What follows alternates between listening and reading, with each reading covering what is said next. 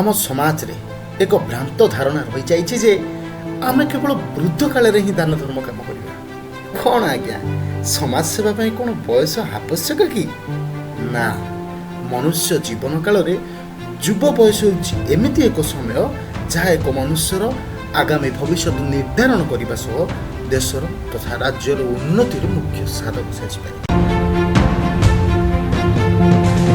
खलिकोट युव समाज अनेक जुगान्तकारी आशा मन नहीं आगे आसी युवगोष्ठी एक उत्तम संगठन समाज सेवा ठारू आरंभ कर दक्षता सुदृढ़ क्षेत्र में आम समाज काम कर शास्त्र कहे मानव सेवा ही माधव सेवा।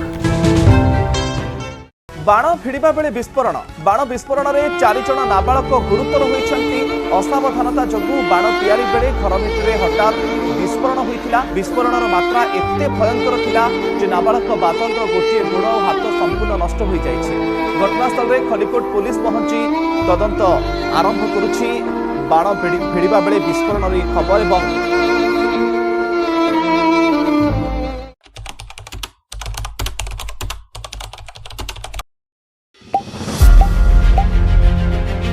माणिकपुर बाण विस्फोरण घटना रे 3 आहतों को खलिकोट युव समाज संगठन तरफ आर्थिक सहायता प्रदान। खलिकोट युव समाज जो ऑर्गेनाइजेशन अच्छी से टीम आसी पहुंची पीड़िता मान किसी आर्थिक सहयोग कर जो भाई मान उत्तम चिंताधारा को लेकिन जिनसा करम तरफ से परिवार तरफ अशेष धन्यवाद जनाऊँ।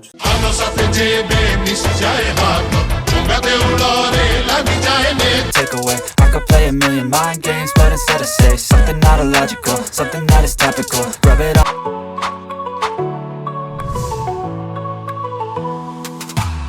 खलिकोट युवा समाज की ट्रोली